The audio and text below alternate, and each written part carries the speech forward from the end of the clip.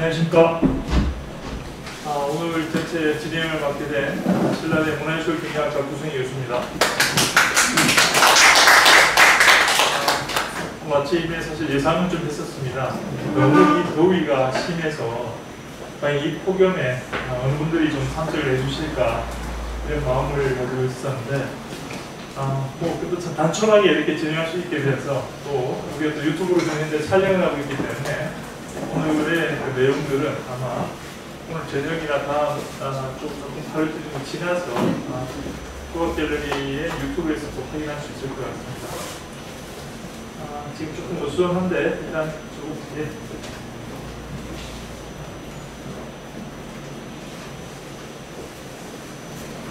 사진가들은 매일 고민을 합니다. 어떤 사회적 현상을 어떻게 기록할 것인가, 어떻게 표현할 것인가, 그걸 어떻게 내 작품으로 만들 것인가. 오늘의 주제는 집입니다. 네, 집. 일상 살고 있으면서 우리들의 어떤 삶의 이야기가 늘 거기에 담겨 있죠. 24시간 365일 집의 이야기는 굉장히 흥미롭지 않을까 생각합니다. 자, 오늘은요 우리 국악갤러리가 모처럼 부산 우리 향토 작가를 모셨습니다. 자, 권혜 작가님 한번 가주시죠. 예.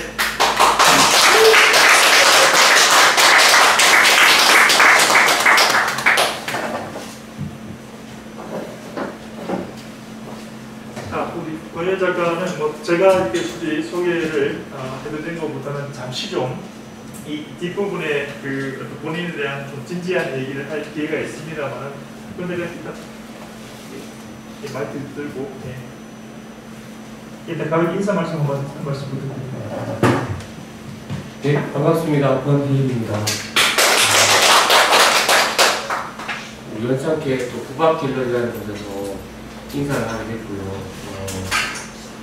이번에 제가 하던 작업 중에 지금 2020년부터 시작했던 2층 양호집을 주제로 찍은 사진을 가지고 올해 처음으로 전체를 공개하는 자리를 마련하게 되어서 무척 기쁘게 생각하고, 또 이런 자리를 마련해 주신 국악갤러리 측에 기쁘고 감사를 드립니다.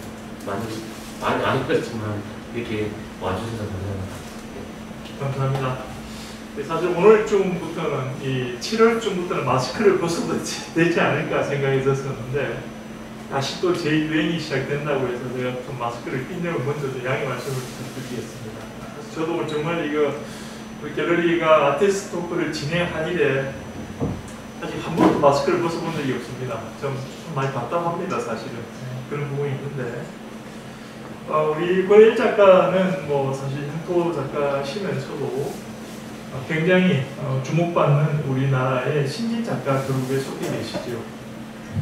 해외 활동이라든가 또 국내 타 지역에서의 아주 왕성한 활동을 펼치고 계십니다.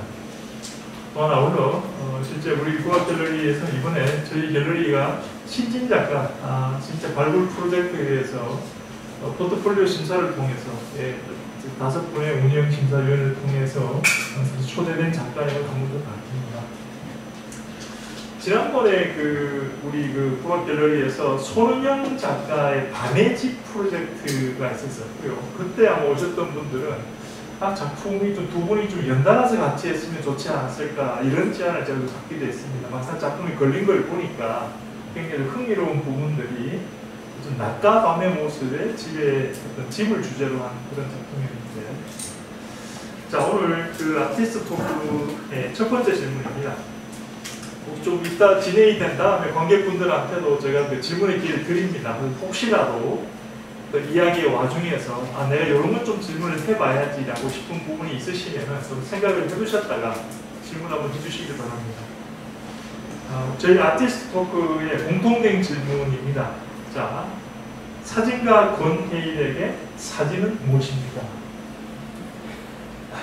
일단 호칭에 사진가라는 것 자체가 아직까지 저에게 좀 어색한 것 같고요. 누군가가 저에게 작가라든지 사진가라든지 사진 작가라고 이름을 붙였을 때 아직까지는 많이 어색하다는 느낌을 많이 받습니다. 일단 저에게 사진이라고 누군가가 물어보고 그 부분 사진 하니까 되게 즐겁겠다, 좋겠다, 뭐 이렇게 이야기를 하는데, 사실 저는 사진 찍으면서 좋았던 적이, 사진을 처음 했을 때 몇 개월? 그때 잠깐 즐거웠던 적이 한 번도 없었거든요. 그러면 또 그렇게 즐겁지도 않은 일을 왜 하느냐고 물었을 때 제가 대답할 수 있었던 건 그냥 습관이었다, 일종의 강박이었다 정도밖에 설명을 못 해드렸던 것 같아요. 실제로 제가 사진 자체에 대해서 흥미나 관심은 없지만 그걸 그 안에서 어떤 쾌감을 느끼거나 즐거움을 찾거나 하는 것보다는 오히려 고통이 더 많은 쪽에 속하기 때문에 어쩔 수 없이 진행하고 있는 나의 자신의 어떤 강박신경증 내지는 습관이라고 설명할 수밖에 없었던 것 같습니다. 어떻게 들으면 그 어떤 일정 부분을 초월하는 초고수의 입장 같기도 하고, 어떻게 들으면 이제 사진을 막 시작하는 비기너의 어떤 표현 같기도 한데 중간 어디쯤이 아닌가라는 생각이 듭니다. 조금 충격적이다 싶은 부분은 사진을 하시면서 즐거운 적이 없었다를 저희가 어떻게 해석하면 될까요? 사실 대부분의 사진가들은 그 고된 작업을 이어가는 것이 그 순간이 좀 뭐랄까 자기 살아있음을 느낀다? 뭐 이렇게 표현하시기도 하는데. 네, 전 그렇지는 않은 것 같아요. 실제적으로 사진 찍어가기 되게 싫고요. 나가게 되면 제가 하는 작업들이 대부분 다 어떤 허락이나 허가나 그런 것들이 되게 많다 보니까 작업을 하는 데 있어서 즐겁다기보다는 정말 되게 힘들어가지고 내가 이걸 왜 하지라는 생각이 드는 경우가 훨씬 많았기 때문에 물론 제가 원하는 장면을 찾거나 중간에 포착하거나 그랬을 때 아주 작은 툭툭이나 쾌감 같은 거는 있을 수 있겠지만 전반적으로 봤을 때 사진 작업이 즐겁지가 않습니다. 네. 이 우리 아티스트 토크가 이제 오늘의 주인공을 모시고 그분의 어떤 작품 세계 또 사진에 대한 철학 이런 것들 엿주는 자리라서 제가 조금 직국에 좀 더 들어가 보겠습니다. 이렇게 한번 들어가 볼게요. 그러면은 우리 사진가들은 이제 흔히 사진이 표현인가 아니면 재현인가 이런 부분을 두고 상당히 많은 고민을 합니다. 뭐 거의 모든 사진가들이 아니야 내 사진은 재현이야, 아니야 내 사진은 표현이야. 지금 우리 이번일 작가께서는 사실은 내가 왜 사진을 찍지라고 말씀하셨었어요, 그렇죠? 저도 사실 이게 좀 제가 지금 대담을 진행하면서 제가 어찌 이걸 수술해야 될지 싶은데 관객 그런데 계신 분들도 좀 의아할 것 같은데 이 질문에는 어떻게 답하시겠습니까? 과연 사진은 재현인가 표현인가 라는 부분에서 재현을 다큐멘터리라고 생각한다면 저는 다큐멘터리 스타일을 가진 표현은 당연히 취하는 것 같습니다. 잘 피해가시는데요. 다큐의 느낌을 가진 표현이다. 예. 대부분의 사진가들은 표현을 하죠. 사진을 통해서 자신의 어떤 생각이나 철학 이런 부분들 표현을 하는 거라고 했는데, 예, 참 첫 번째 질문을 저도 가볍게 던졌습니다. 사실은 저희 그 국악 갤러리에 공통 질문이거든요. 공통 질문이어서 제가 본회의에게 사진을 무엇인가 했는데 굉장히 무겁게 받아주셔가지고 제가 조금 당황했습니다. 습관과 강박이다 이런 말씀까지 하셔가지고 이걸 제가 어떻게 수습하지 싶었는데, 자 다음 질문으로 자연스럽게 한번 건너가 보겠습니다. 현재 지금 부산 지역에 그 학교 선생님으로 계시는 걸로 알고 있습니다. 사실 학교에서 아이들을 가르치고 저도 학교에 있습니다만 아이들 가르치면서 사진 작업하기가 참 그렇게 녹록지는 않거든요. 저는 주로 제 방학 때를 이용합니다만 사진가 권위에 있어서 어떤 그 사진의 시작과 어떤 그 좀 최근 작품 활동에 대해서 좀 알려주시면 좋겠습니다. 최근 작품 활동까지. 일단 어디 가가지고 초딩 교사라는 말은 잘 하진 않습니다. 작업을 하는 데 있어서 굉장히 큰 핸디캡이 되는 경우가 되게 많더라고요.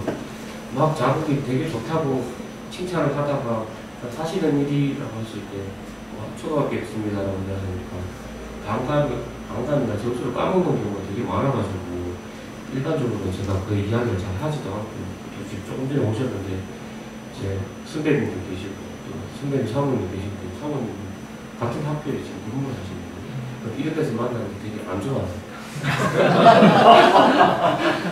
그래서 일단은 사진가 이전에 작가 이전에 초등교사라는 그 타이틀이 저에게 조금 좀 버겁게 하는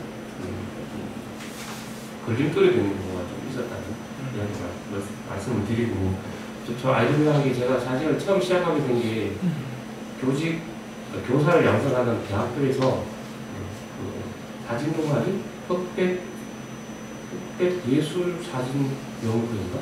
그래서 포커스라고 거기서 이제 선배님들이 많은 칭찬을 받으면서 사진에 입문하게 되었을 때 그때 가장 즐거웠고 사진을 조금 알고 나서부터는 정말 즐거움이라는 게 사라진 형태로 이제 이때까지 작업을 하게 되었는데 작업을 열심히 한 적이 별로 없었던 것 같아요. 저 같은 경우는 아주 가늘고 아주 길게 다른 분도 카메라가 떨어져 본 적도 없었고 그렇다고 해서 엄청나게 어떤 왕성한 활동을 한 적도 없었는데 2007년, 8년도부터 도시와 관련된 사진 작업을 시작하면서 사진에 대해서 좀 고민 있게 접근했을 때부터 더 어려움이 있었던 것 같아요. 지금 최근에 이제 내가 프레파라트라든지 뽕프레사, 그다음 아파트, 지금 보여드리고 있는 모든 하우스까지 도시와 관련된 이야기를 10여 년 동안 계속 이야기를 하고 있고 최근에 지금 이 작업은 2020년, 2021년도 올해 작업은 없어요.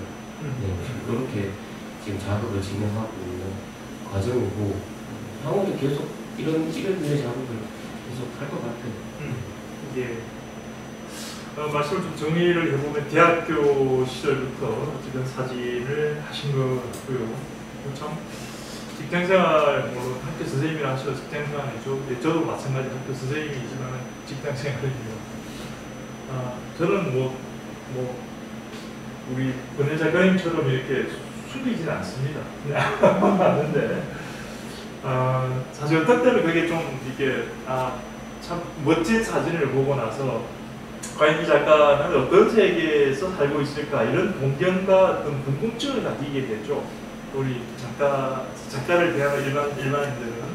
그래서 사실 뭔가 좀 기대를 가졌다가 지금 말씀처럼 학교 선생님이다 그러면 그 취미로 하는 사람이구나. 갑자기 이 순간부터 격이 낮아져요. 근데 이거는 좀 인식을 바꿔도 되지 않을까 싶습니다. 사실은 저도 좀 대학에서 아이들 가르치고 있지만 저는 사실 본업이 사진가라고 저는 어디 가서 표현을 합니다. 그리고 부업이 교수다 이렇게 저는 얘기를 할 정도인데 그거는 이제 작가들마다 이제 자기의 어떤 표현의 관점이 아닌가라고 생각이 들고 지금 최근에 그 작품 활동 부분이 보면 상당히 왕성하세요. 앞에 얘기 때문에 이 부분이 좀 가려져 버린 것 같은데 사실은 지금 부산 지역 작가들 중에서 우리 권 작가만큼 책을 활동량이 많은 작가가 그렇게 많지가 않습니다. 물론 뭐 다들 열심히 작품 활동을 하고 계시지만은 앞서 말씀하셨던 것처럼 학교에 이렇게 좀 묶여 있음에도 불구하고 상당히 왕성한 작품 활동을 하고 계신 걸로 제가 알고 있습니다. 그래서 우리 전시, 구박 갤러리 전시가 7월 23일까지고 이 끝남과 동시에 바로 또 대구 포토 비엔날레에서 우리 국내 유일한 포토 비엔날레죠. 포토 비엔날레에서 그 기획전에 초대가 된 걸로 알고 있고 사실 우리 권혜 작가가 지금 제가 40대 중후반으로 알고 있는데 어찌 보면 이제 신진 작가 그룹이죠. 사실 우리나라에서 신진 작가. 제가 지난번 그 아티스트 때도 그런 말씀을 드렸죠. 예술계에서 사진 이 분과 사진 영역만큼은 어린 천재가 없다라는 얘기를 합니다. 절대 그만큼 사진의 길이라는 게 쉽고 녹록치 않다라는 얘기죠. 뭐 음악이나 어떤 그림이나 이쪽을 보면 정말 어린 천재들이 많지 않습니까? 사진은 절대 어린 천재가 없습니다.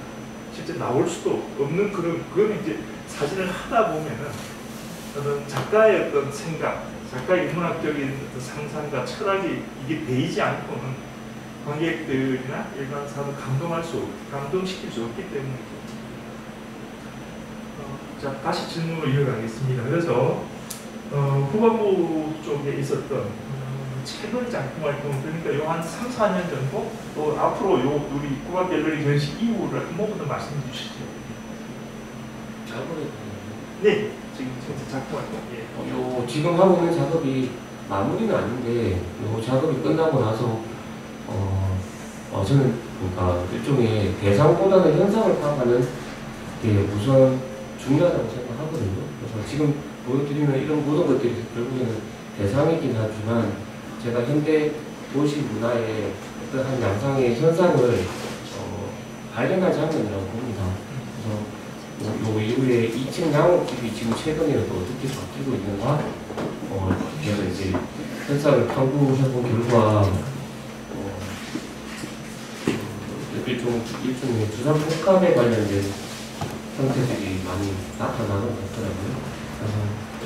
그래서 이 작업이 다 끝나고 나면 2층 양옥집의 또 다른 변화에 대해서 좀 더 연구를 해볼 것 같습니다. 네. 네. 또좀 작품 세계에 관련해서는 뒷부분에도 질문이 있으니까. 자, 이번에 전시 타이틀이 모던하우스입니다.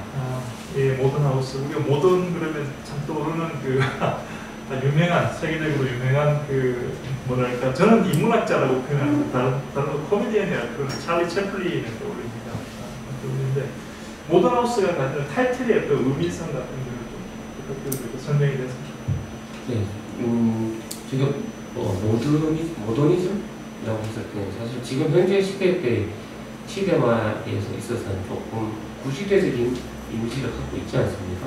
하지만 그렇다고 해가지고 모더니즘이 다 사라진 건 아닌데 이 모던하우스라는 제목이 붙여지게 된 거는 실제로 부제목이 지나가는 미래라고 되어 있는데 제가 이 도시와 도시에서 거주하는 삶의 양태를 추적한 결과 사실 부정적인 이미지로 뜻으로 이제 그것을 판정을 했는데 그 내부 속에서 제가 찾은 것은 일종의 이 모던하우스에 살고 있는 희망입니다.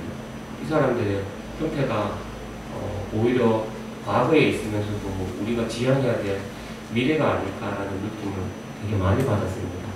그래서 우리 오래된 미래라는 책의 내용처럼 오히려 오래된 미래가 아니라 지금 지나가고 있지만 과거 같지만 현재이기도 하고 그 다음에 우리에게 다시 주어질 미래가 이런 모습이 되어야 되지 않을까라는 그런 희망적인 메시지를 저는 전달하고 싶었기 때문에 일단 모던하우스라는 제목이 구차하게 느껴지기도 하지만 오히려 그 안에는 우리의 오래된 미래가 담겨져 있지 않을까라는 생각에서 제목을 일단 단순하고 짧게 그러다 보니까 제목이 지어지게 되었고 뭐 구차하게 아주 멋진 제목이라든지 그런 걸 생각해보지는 않았었어요. 대부분 이 모던하우스라는 제목을 칠 때 제일 걱정됐던 것은 브랜드였거든요. 모던하우스였거든요. 걔랑 번외인 모던하우스 치면 혹시 또 검색창에 브랜드만 나오고 내 사진은 하나도 안 나올까 이런 걱정을 하긴 했는데 일단은 가장 단순하고 2층 양옥집이 대변하던 시대는 모던한 시대였고 그 시기에 대한 주택이라면 구차한 어떤 수식어 필요 없이 이 단어가 가장 적합할 거라고 생각했습니다. 정말 흥미롭습니다. 제가 우리 권혜일 작가의 포트폴리오 심사를 하면서부터 지금까지 계속 모던하우스에 담긴 의미가 좀 가볍게 생각했었습니다. 말 그대로 어떤 양옥집의 모던하우스가 아닌가 싶었는데 권 작가의 말씀 속에 희망이라는 단어를 동원했어요. 희망. 집이라는 것이 주는 어떤 의미이기도 할 것이고 또 그러면서 헬레나 호르 여사가 처음 얘기했던 Ancient Future 정말 북인도 히말라야 라다크죠. 예, 스웨덴의 헬레나 호르 여사가 썼던 첫 번째 책 제목이 뭐 다들 아시겠지만 Ancient Future 오래된 미래라는 책. 그래서 그 말이 거기서 나왔죠 사실은. 저는 거기 촬영을 몇 번 갔던 적이 있습니다. 그래서 지금 말씀을 들으면서 약간 좀 몸이 떨리는 거는 헬레나 호르 여사가 오래된 미래란 말을 지구상에서 처음 쓰면서 했던 말이 희망이에요. 거기 사는 사람들 라다키라고 합니다. 라다키. 이들처럼만 살면 우리 지구는 지속 가능한 삶을 살 수 있다. 그것이 현대 사회의 좀 아이러니하게도 희망이다라고 얘기했던 게 그 에이션 퓨처의 그 내용이거든요.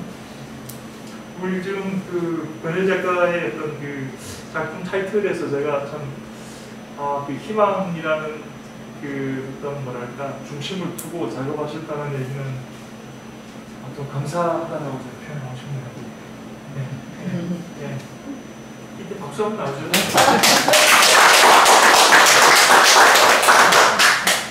예, 참 사진이 참 흥미롭습니다. 지금 보시는 것처럼 집이라는 게 늘 참 살고 있고 늘 또 보고 있어서 사실 누구에게나 좀 스토리가 많죠. 여기는 우리 집, 뭐 저도 사실 어릴 때 진짜 양옥집에서 지금은 이제 아파트에 이렇게 주막에 이제 끼어 살고 있습니다만 집이라는 대상에 좀 천착했던 이유랄까?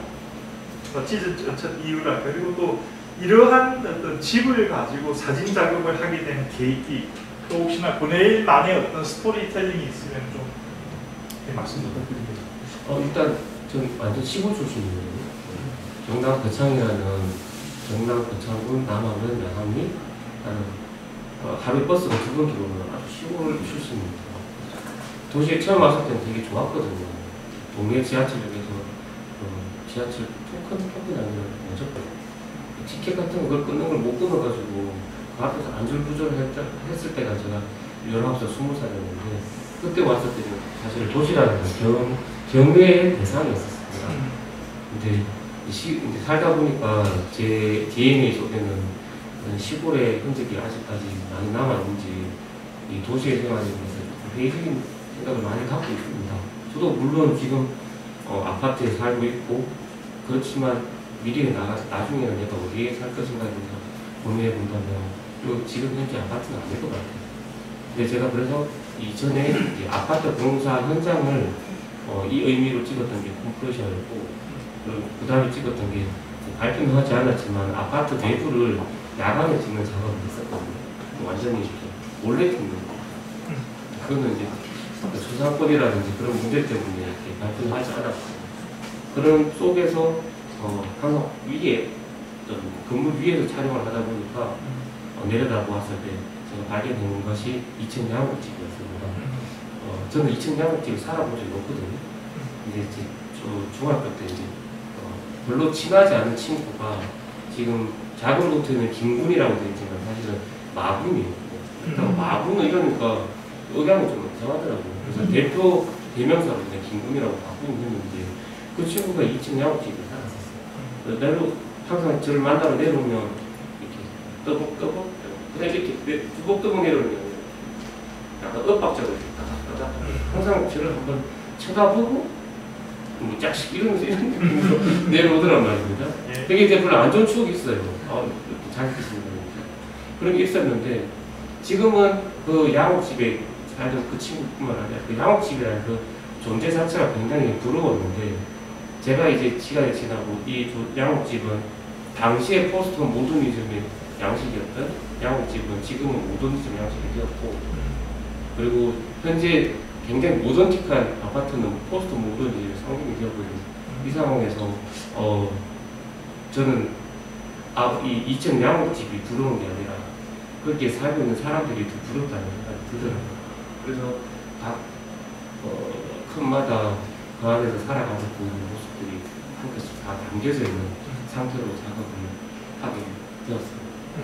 2층 양옥집에 대한 어떤 특별한 남과 타인과 엄청 다른 그런 제 경험이 있는 건 아니지만 우리 대한민국의 저희 나이나 비슷한 선후배들 대부분은 2층 양옥집에 대한 선망의 대상에 대한 생각과 지금 가지고 있는 2층 양옥집에 대한 부정적인 생각 혹은 또 거기에 살고 있는 사람들조차도 이걸 언제 팔지? 이런 적기를 지금 찾고 있는 듯한 그 느낌? 이런 걸 총망라했을 때 저는 오히려 그 안에서 살고 있는 사람들이 대전문화가 우리 에버랜드에서 살고 익스프레스라든지 온갖 빠른 놀이기구 속에서도 아주 천천히 움직이는 회전목마에서 움직이고 그것을 즐기고 있는 사람을 느꼈거든요. 그래서 2층 양옥집에 대한 특별한 경험이 있는 건 아니지만 보편적인 경험을 제 나름대로 해석을 해가지고 작업을 하고 있습니다. 어차피 대목에서 문득 떠오르는 기생충이라는 영화가 떠오릅니다. 정말 어떤 상상이 바랍니다. 이 대목에서 제가 좀 우리 권혜일 작가가 작품의 어떤 뭐랄까 모티브랄까 원천이랄까 기드보르를 여쭈지 않을 수 없을 것 같아요. 우리 권혜일 작가의 그 작가 노트 첫 줄에 나옵니다. 기드보르의 스펙타클한 어떤 시각에 동조한다라면서 자신의 소개를 하고 있거든요. 그 관련해서 기드보르부터 시작해서 좀 약간 설명이 좀 필요할 것 같습니다. 그러니까 스펙타클이라는 단어 자체를 일반적으로는 사실 되게 좋게 생각하는 오개념을 갖고 계신 게 많은 것 같아요. 왜냐하면 스펙타클이라는 단어는 굉장히 크고 웅장하고 뭔가 좀 활동적이고 역동적인 이런 이미지를 갖고 있는 게 스펙타클이라는 단어인데 사실 기드보르는 그런 의미로 쓰는 게 아니라 실제적으로 이런 자본주의가 세상을 지배하고 이미지가 세상을 지배한 사회가 60년대 도래할 것이고 80년대 그 봐라 내가 생각했던 대로 그 사회가 도래했고 그 봐라 그 도래하고 나도 아직까지도 그것이 용속되고 있는 이 자본 물신 숭배 시대가 아직까지 유지되고 있다는 그런 동조의 그런 시각에서는 동조를 하는 편이고요. 그래서 그 가장 상징적인 게 도시였고 도시 속에서도 우리가 살고 있는 장소가 아니라 그냥 단순한 아주 비장소가 되어있는 집에 대한 이야기를 하고 싶었었고 그게 이제 아파트 관련된 여러 이제 작업들이었고 지금은 오히려 사람들의 이야기를 좀 더 전환되어서 2층 양옥집과 사실은 2층 양 모든 하우스는 소재지 않습니다. 실제적으로. 근데 저는 그 소재가 되게 백그라운드고 그 안에 있는 사람 이야기를 하고 싶거든요. 그 사람들의 조금만 그런 모습들, 그런 양태들이 오히려 저에게는 객체가 아니라 오브제가 아니라 주체가 되어 된다는 느낌을 많이 받아요. 눈으로 한 장의 사진을 보았을 때는 사실은 대부분 다 어떤 조형성이라든지 조형 요소와 원리가 눈에 띌 수도 있겠지만 저는 제 작업에 있어서 제일 눈에 띄는 것들은 거기 살고 있는 사람들이에요. 네. 집을 작업했지만 결국 찍고 싶었던 건 거기 살고 있는 사람들이었다라는 말씀인 것 같습니다. 사실 저는 작품을 보면서 어느 철학자인데 이름은 떠오르지 않나요? 약간의 어떤 그 예술이 가지는 관음성이라는 부분을 떠올렸어요. 사실 작품들 이렇게 보고 있노라면은 약간 그런 시각, 그러니까 삶에 대한 관찰, 좋게 말하는 게 관찰이고 또 어떻게 보면은 쟤들 어떻게 살지라고 이렇게 볼 수 있는. 저희 갤러리 옥상도 마찬가지거든요. 최근에 아파트가 생기고 하면서 옥상에서 뭘 하던 것들이 다 오픈돼 버리는 그런 상황이거든요. 좀 연장선상에서 작업의 어떤 과정에 대해서 좀 여쭙고 싶습니다. 혹시나 막 이렇게 좀 지난번에 그 손은영 작가의 밤의 집 같은 경우는 이제 개에 물릴 뻔도 했다. 밤에 이제 카메라를 가지고 시골집을 가다 보니까 개 짖는 엄청난 소리들 때문에 좀 굉장히 혼났던 적도 있다 싶은데 제가 미루어 짐작했는데 우리 권혜일 작가께서도 결국 이제 사람의 모습이 있는 집을 짓다 보니까 좀 있을 수 있었던 여러 가지 에피소드나 좀 이런 게 있었을 것 같아요. 네. 작품을 좀 주요 작품을 굳이 순위하지는 않더라도 네. 작품에 대해서 저 작품을 어떻게 찍었고 어떻게 작업했다는 얘기 좀 해주시죠. 예. 일단 제 작업하는 방식은 일단 전기자전거를 타고 다니는 전기자전거 배터리가 다 되어서 집에 돌아오지 못하지 않은 거리까지만 그래서 반경 20km 정도까지만 다니고 있고요. 그다음에 2층 양옥집이기 때문에 맞은편에 있는 5층 빌라에서 5층 빌라 옥상에서 요즘에는 거기가 다 잠겨져 있잖아요. 앞에 공간문이 그런 걸 비밀번호를 부르고 이렇게 들어가고 처음에 이 작업을 시작했을 때는 너무 힘들었어요. 일단은 제가 원하는 집이 있어야 되고 사람이 있어야 되고 사람과 집이 어떻게 보이는가 확인을 해야 되고 그러면 올라가야 되는데 올라가기 위해서는 안에 내부에 있던 사람이 나오거나 외부에 있던 사람이 그 현관문을 들어갈 때 잽싸게 손이 나는 채 그냥 내 집인지 이렇게 올라가야 되고 5층 옥상에 올라갔을 때 옥상 문이 열려 있어야 돼. 옥상 문이 열려 있다면 올라가가지고 확인해야 돼.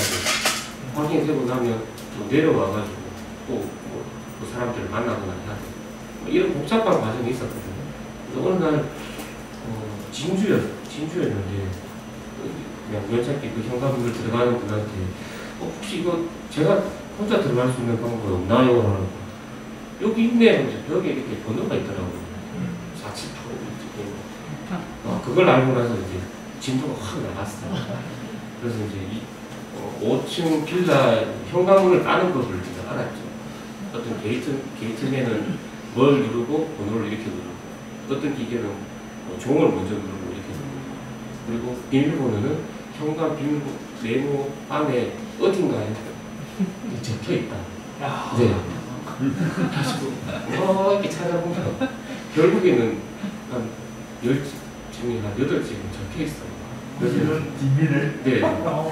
왜냐면 택배라든지 부동산 업자라든지 누구들이 이렇게 와가지고 소개를 하고 해야 되니까 그 비밀번호가 있더라고요. 제가 그걸 악용한 거 어떻게 보면 악용한 걸 수도 있겠지만 그러면서 이제 이 작업하는 진도를 좀 빨리 갈 수 있었던 그런 방편이었거든요. 근데 이 작업을 하면서 제가 사실 제일 기억에 남는 건 일단 저기 하나, 둘, 셋, 네 번째 운동기구를 타는 제 아주머니 같은 거죠. 독립유공자의 집이었거든요. 제 집을 제가 한 8번 정도 갔었어요. 한 번도 못 만났거든요. 그러다가 이제 하다가 못 참아가지고 제가 이제 문을 두드리고 이래 하다 허락을 해주시고 그다음에 갈 때는 앞에 지금 아래쪽 왼쪽에 하단에 있는 저 나무 쪽에 있었거든요. 무화과 나오거든요. 그래서 막 무화과를 몇 개씩 까주셔가지고 그래서 먹으면서 가라고 먹으면서 가라고 그런 게 되게 많았고요. 그리고 또 여기는 요 전시장에는 없지만 다른 사진을 찍을 때는 저희 비밀번호를 못 할 때 저는 몰라도 500이 아무거나 눌러가지고 또 이야기하면 열어주시는 분이 계시거든요. 올라가서 또 그분은 또 밥까지 먹고 가라고 어제 제 얼굴로는 그 정도 두께는 안 되더라고요. 밥을 못 먹고 가는데 근데 제가 이 작업을 하면서 되게 느꼈던 건 사실 100개 한 90씩은 다 안 사요. 이제 뭐 이런 분이지만 근데 정말 아직까지 정당적인 분들이 되게 많다는 걸 되게 많이 느꼈어요. 실제적으로 10%의 희망인가요? 네네. 그래서 힘들어가지고 이제 더 이상 안 가야지 못 가겠다 집에 가야겠다 라고 할 때 한 번만 더 가보자 하고 나면 또 그런 장면이라든지 제가 원하는 거라든지 또 그런 사람들이라든지 또 도와주는 분들이 또 나타나십니다. 그래서 이제 그걸 못 끊고 또 가야 또 하게 했던 결과가 됐던 것 같습니다. 결국은 사진이 저를 만들게 아니라 사람이 저를 움직이게 했던 동력이 되지 않았을까라는 생각이 듭니다. 1차 그 첫 번째 질문에서 고통스럽다는 게 이제 이해가 되는 것 같습니다. 사실 10번 어플라이에서 9번 거절당하면 사실 안 하고 싶거든요, 사람들이. 이 자리에 계신 많은 사진가분들도 계십니다만 여러 가지 사진 형태를 하지만 사실 9번 정도 거절당하면 잘 안 하기 마련인데 아마 그것이 어떤 이미지가 좀 북적이 돼서 앞서 표현하셨던 어떤 강박적으로 사진 작업을 하신다고 표현하신 게 아닌가 싶기도 하네요. 작업 중에 사실 제가 찍기 전에 머릿속으로 이 장면이 나타나면 좋겠다라는 제 뒤에 있는 이 사진이거든요. 이 사진은 사실 실제로 재현된 사진이지만 제 이미지 머릿속에 있던 그림의 한 90% 정도는 똑같아요. 저는 이 모든 옷을 찍으면서 무릉도원 같은 그런 이미지가 나타나면 좋겠다는 생각을 했는데 이 장면이 제가 찍기 전에 제가 상상했던 장면이에요. 찍고 나서 아 그때 장면이었습니다. 오늘 이 자리에 오신 분들을 위해서 몇 개 더 좀 설명을 해주시죠. 지금 저기 배부장님 뒤쪽에 있는 저분 같은 경우도 제가 보통 다른 거랑 약간 구도가 다를 거예요. 저런 구도에 있을 때 사실 저는 빼버리거든요. 원래 저는 한 건물을 찍지 여러 건물을 이렇게 찍어놓는 경우는 별로 없는데 저분 사진을 찍으면서 너무 전체적인 조화로움이라고 해야 될까? 소품들 이런 것들이 너무 조화로워가지고 사실 제가 삐끗으로 빼버려야 될 사진이 사실 메인 타이틀이 됐던 사진이 됐고요. 그래서 보면 호흡이 못 계십니다. 잠깐 어떤 우리 저 강호집 작가님 물어보는데 아 이거 이렇게 약간 좀 연출은 아닌데 이렇게 하고 있는데 이 당사자가 보면 별로 기분이 안 좋겠는데요 라고 했는데 일단 허락은 받긴 받았는데 허락을 받을 때 제가 저 장면을 보여줬는지 딴 장면을 보신 기억은 안 나요. 많이 찍었기 때문에 그 중에 제가 보고 고른 것들이 제가 어떤 미학적으로 본다면 저는 숭고미, 우아미, 비장미, 추 그렇다 보면 그 중에서는 저는 골개미를 제일 좋아하거든요. 어떤 풍자라든지 웃음이 날 수 있는 그런 장면. 그래서 저런 장면들이 많이 들어오는 장면들이 있는데 저분은 저 사진이 여기 걸렸는지 모르실 것 같습니다. 다 찾아가고 싶은데 이제 찾아가기 힘든 게 저 기억이 안 나요. 네. 너무 많은 가치고 중국도 반복되고 하다 보니까 어느 집에는 기억도 잘 안 나고요. 네. 지금 말씀 중에 나왔는데 그러면 지금 여기 계신 만약에 그 모델인 듯 모델 아닌 분들한테 다 허락을 받고 네, 지금 이 걔는 허락을 못 받았고요. 네. 그리고 저기 오른쪽에 보면 이제 빨래 하시는 아주머니가 있는데 그 얼굴이 나오거든요. 그 허락을 못 받았어요. 다음에 저분이 그 사진을 보고 뭐라 하시면 그때 제가 사줘. 그러니까 근데 대부분 다 허락을 받거나 혹은 약간의 오랜 기다림으로 인해서 얼굴을 조금씩 가리거나 하는 그런 노력을 하였습니다. 예, 지금 관객분들 어찌 보면은 참 저는 이제 작품을 보면서 첫 번째 질문이 빛이 여러 가지 빛이 보인다라고 말씀을 드렸어요. 빛이 보통 사진작가들이 이제 카메라를 드는 시간은 이런 어떤 그 시티스케이프죠. 일종의 찍을 때는 보통 해가 뜨거나 해 질 무렵 보통 사선으로 빛이 들어올 때 작업을 많이 하지 않습니까? 네, 그런 작업들도 좀 있고요, 그렇죠? 또 어떤 작업들은 제가 봤을 때 보통 정오는 보통 피하기 마련인데 또 그런 빛도 조금씩 보였었어요. 그러다 보니 이제 사실 일상에서 이제 이게 사람들이 나올 경우는 굉장히 힘든 것이 바로 그거거든요. 이분들이 만약에 초상권으로 특히 우리나라는 요즘 이게 초상권이라는 게 이게 너무 이게 그 화두가 되고 있는데 참고로 말씀을 드리면 설령 초상권의 문제 대봐야 그냥 최종까지 가봐야 벌금이 10만 원 정도밖에 안 됩니다. 크고 그런 게 아니거든요, 사실은. 좀 지나치게 물론 이제 이상한 짓들을 하시는 분들이 많아서 초상권은 보호돼야 됩니다만은 이러다 보면 도시 어떤 이런 스케이프를 찍는 것은 거의 앞으로 불가능해지지 않을까라는 게 또 사진가들의 우려이기도 합니다. 적절한 선에 좀 타협을 봤으면 좋겠다. 이럴 때 그러면 한국에 정말 다큐 어떤 시티 다큐는 이제 자리가 없어지는 게 아닌가 뭐 이런 우려까지 할 정도로 지나치게 사실 이 정도 작업에서 보면은 얼굴은 거의 드러나지 않거든요. 괜시리 뭐 좀 얻어낼 게 없을까 싶어서 이제 좀 시비 걸기도 하는데 저는 작품들 보면 권일 작가께서 이제 그러한 것들의 어떤 시간 타이밍이며 좀 나름 일류라고 좀 이제 생각을 했었었는데 굉장히 어떻게 보면은 그냥 막 어찌 보면 막 찍은 거 아니냐라고 생각을 혹시 하실지 모르지만은 사진가가 봤을 때는 굉장히 오랫동안 기다렸던 그 작업의 시간이라는 거 제가 굳이 말씀드리지 않더라도 아실 것 같은데 그 시간이 된 걸 알고 있습니다. 시간 말씀해 주셔서 잠깐 말씀드리면 제 작업 시간은 보통은 일요일 날 1시부터 3시 정도? 그때가 저분들이 제일 왕성하게 활동할 시간. 주말, 토요일은 말도 못 붙이거든요. 일요일날 점심을 드시고 약간 심심하신가 봐요. 그때쯤에는 이렇게 대화를 한다든지 하면 받아주실 확률이 훨씬 높더라고요. 그래서 1시부터 3시 정도 점심시작 끝나고 좀 나른하다, 심심하다 이런 시기 때 보통 찍고, 근데 저는 보통 이런 사진을 찍으실 때는 규격화하는 작업자들이 되게 많지 않습니까? 시간대도, 빛도, 형태도. 그래서 뭐 전문 크레인을 이용하거나 뭐 그렇게 하는데, 저는 그렇게까지는 사실 엄두도 안 날 뿐만 아니라 의향도 없고요. 제가 제 발로 뛰어서 제 눈으로 보고 있는 그대로, 지금 굉장히 수평수직이 어떻게 이렇게 잘 맞아요. 그래서 저도 포토샵 합니다. 근데 대부분 다 자세히 보면 어긋나 있는 부분이 모서리에 한두 개씩 남겨졌거든요. 그거는 자연스러움이라는 것, 그 다음에 빛도 마찬가지죠. 어느 날은 비 오는 날도 있고, 저 가운데 사진은 비 오는 날도 있고, 햇빛이 비치는 날도 있고, 그게 우리가 살아가는 모습인데 굉장히 정형화되고 규격화되어가지고 작업을 할 생각이 없었기 때문에 교수님 말씀하신 것처럼 어떤 규격화된 빛이라든지 그런 것에 대해서 그렇게 부담 신경 쓰지 않고 작업을 하는데, 소통할 수 있는 시간은 그 시간이다.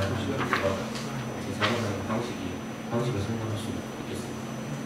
작품에 대한 얘기가 나와서 이제 그 사진을 보시다 보면 여러분들 좀 작품의 색감이 상당히 좋지 않습니까? 네, 색감이 그죠? 색감이 참 출력도 참 잘했다 싶기도 하고, 사실은 전체적인 그 자료 아이덴티티가 상당히 괜찮다는 생각이 들거든요.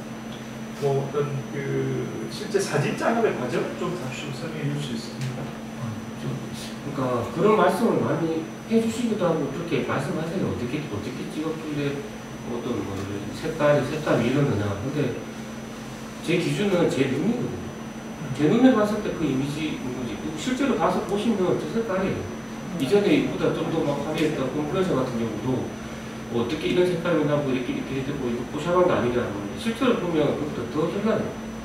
실제가 이런데 이걸 이렇게 프레임에 담아서 액자화해서 이렇게 걸어두니까 이걸 조금 어색하게 느끼시거나 조금 더 화려하게 느끼시는 것 같은데, 정말 저는 이렇게 포토샵을 할 때 우리가 말하는 기준이 0이면 어떤 영역이든 간에 플러스 마이너스 10을 넘기지 않거든요.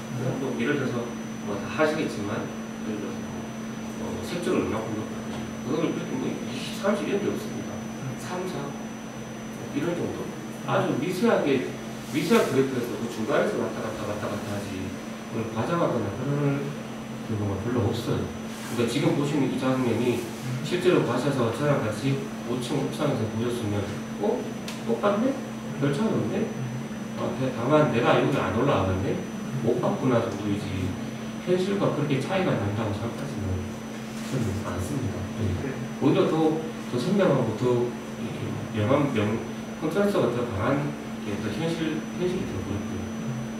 컨트라스트가 되게 강한 사실을 그렇게 선호하지 않다 보니까 그런 빛이 조금 더 밝은 부분 이런 것들을 약간 낮추는 걸 하지만, 실제로 실제하고 별반 차이가 없다고 생각합니다. 자, 작품에 대한 얘기를 진행하고 있습니다. 자, 잠시 좀 마이크를 프론트로 잠시 넘기겠습니다. 혹시라도 이 시점에서 편안하게 그냥 저희 사실 오늘 이 앞자리가 다 비었어요. 여기가 이제 우리 구박대를 찐팬들이시거든요. 늘 오시던 고정적으로 질문하시고 하시던 분들이 오늘 더위 탓인지 좀 잘은 모르겠습니다. 이 자리를 다 비우셨습니다. 그럼에도 불구하고 작품에 대해서 혹시나 어떤 형태든 좋습니다. 칭찬도 좋고요. 또 아니면은 진짜 저거 찍을 때 개한테 물리거나 이런 경험 없냐든 뭐든 좋습니다. 작가와의 Q&A랄까? 프론트에 계신 분들이 좀 편하게 한번 작가한테 얘기를 건네볼 수 있는 시간을 한번 드릴까 합니다. 혹시 누구 하시고 싶은 얘기 없으십니까? 이따 이거 없으면 저 진행자가 썰렁한 거 아시죠? 혹시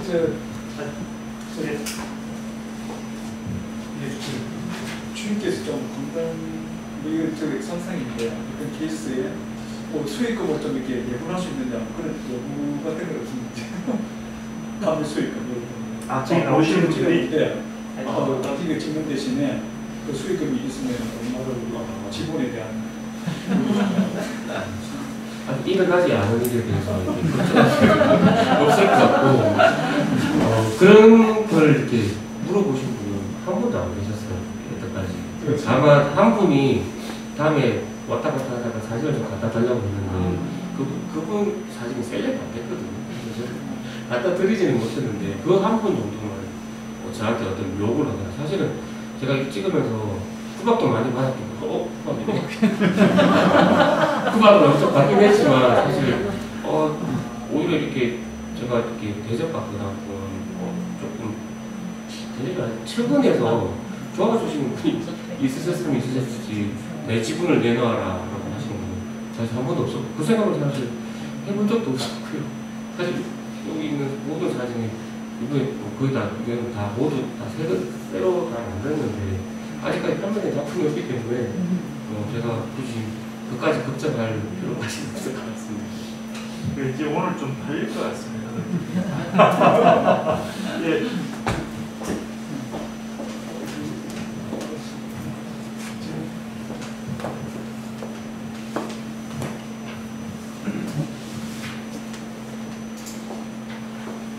끌려가진 그 오랜 시간을 내서 좋은 작품 보여주셔서 감사합니다. 근데 지금 우리 집은 도시의 이런 양옥집이지만은 실제로 그 빈집이 좀 많으실 거예요. 사람이 살지 않고 오랫동안 둔 빈집도 상당히 그 이런 작품이 의미 있는 부분이 될 것 같은데 그 부분은 어떻게 촬영하시는 거 않으셨습니까?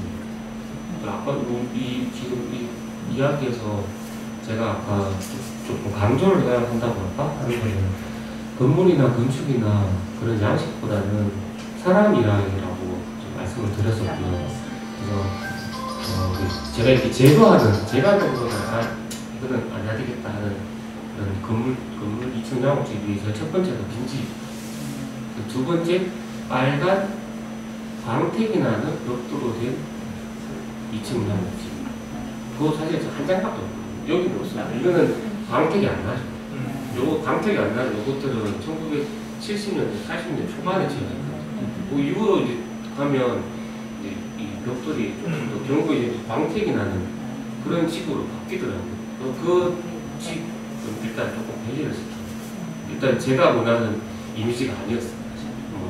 다큐멘터리적으로 이런 집, 저런 집, 이런 집, 빈집, 각각의 시대별로의 어떤 주택 양식 이런 것들을 제가 찾는 작업이 아니기 때문에 그런 데 대해서는 그런 고려를 하지 않고 제가 원하던 어떤 형태의 형태 기준에서의 적합한 집 그리고 사람이 살고 있는 사람과 같이 그런 데 기준을 삼아가지고 작업을 하기 때문에 원장님 말씀하신 것처럼 빈집이라든지 어떤 다큐멘터리적인 어떤 기록적인 이야기를 제가 거기까지 담으려는 생각을 하지 않았었습니다. 지금도 마찬가지고 빈집 별로 관심이 없는 것 같아요. 그냥 그 안에 사람들이 어떻게 움직이고 있는가? 그 사람과 저 집과의 좀 어떤 가족 유사성이라고 해야 될까요? 닮음? 그 사람, 그 주인의 스타일. 저기 저 여성분도 이제 2층 양옥집을 주인분이신데 사실 그 나이대, 저 나이대 살고 있는 스타일이 아니시거든요. 그럼에도 불구하고 2층 양옥집에서 자신이 살고 있다는 것 자체의 그 라이프 스타일이 옥상에서 저렇게 물 받아서 노래하는 거라든지 그런 데에 대한 로망을 실현하는 거잖아요. 그런 것들이 담겨져 있는 형태를 보기 때문에 집에 대한 구조라든지 그런 것들에 대해서는 아직 생각을 해보진 않았습니다. 다만 이 작업이 진행되기 직전에 이런 집들에는 공통적인 특징 중에 하나가 말할 수 없는 당시의 디자이너가 자기 마음대로 벽에다가 사각형, 삼각형, 이상한 문양을 박아놓는 그런 양식에 대해서 잠깐 호기심을 가진 적이 있긴 했는데 그보다는 하다가 이런 사람들 이야기가 담긴 양옥집이 주제가 되었던 것 같습니다.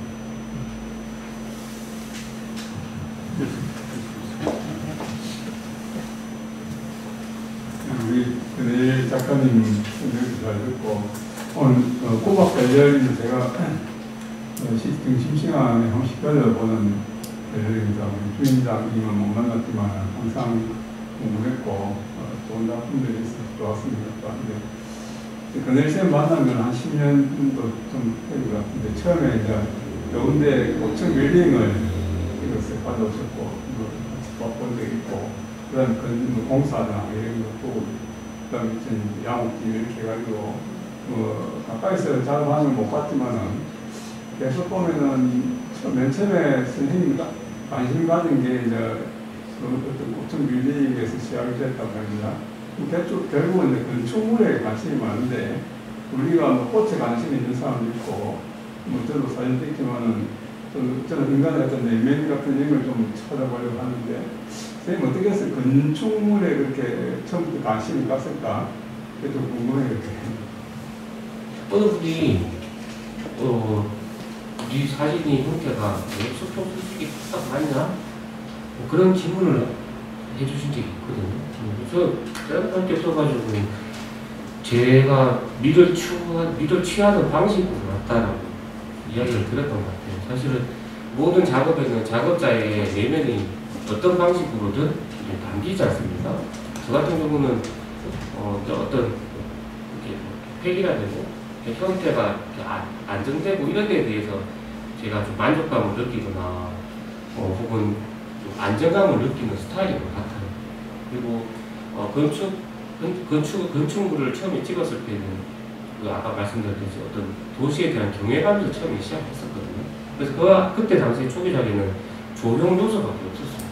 거기에 대한 비판도 받았었고 그러면서 어떤 도시와 도시가 서로를 잠식하는 장면이 아까 지금 재울락 선생님 말씀하신 것처럼 보셨던 건물이 잠식하는 그런 형태의 반영적인 건물을 거기에 관심을 가지게 되고 그 안에서 살고 있는 사람들에 대해서 관심을 가지고 그것이 또 지어지고 있는 과정에 대해서 또 관심을 가지고 그렇게 또 우연일지 모르겠지만 계속 위에서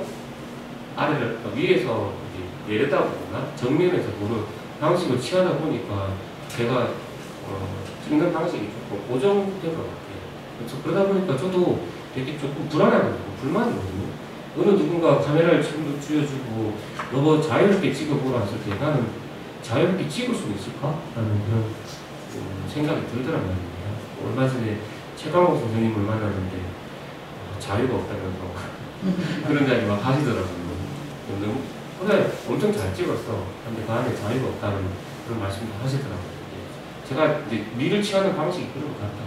그러다 보니까 건축물이라는 것, 우리가 수평수직이 딱딱 맞아 떨어진 건축물에 대해서 제 눈의 의식이 거기에 좀 더 관심이라든지 그런 매력을 느끼는 것 같기도 하고 그런 그 매력을 느끼는 나의 미감을 통해서 작업에 카메라 웍은 그렇게 쓰지만 그 안에 내용적인 것은 오히려 또 역방향으로 갔던 것 같습니다.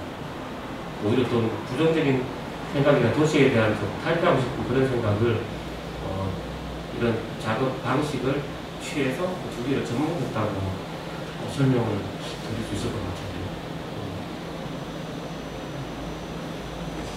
참고로 두 선생님께서 말씀하신 것 중에 제가 알고 있기로 부산의 어떤 빈집, 골목, 많은 사진가들이 또 작업을 하고 계셔서 차후에 또 기회가 된다면 저희 갤러리에서 한번 모시고 싶고 또 건축 사진 이 아키텍처 이 파트는 또 그 나름의 어떤 마치 비정형이라고 표현해 정형화된 작품 카테고리가 있는 것 같아요. 그러니까 세계 사진전을 봤을 때 아키텍처 파트가 별도로 있죠. 사실 거기에 보다 보면은 도시를 표현하는 도시의 전체도 있지만 일부분을 표현해서 빛의 미학을 표현하는 작품도 상당히 많이 본 것 같거든요.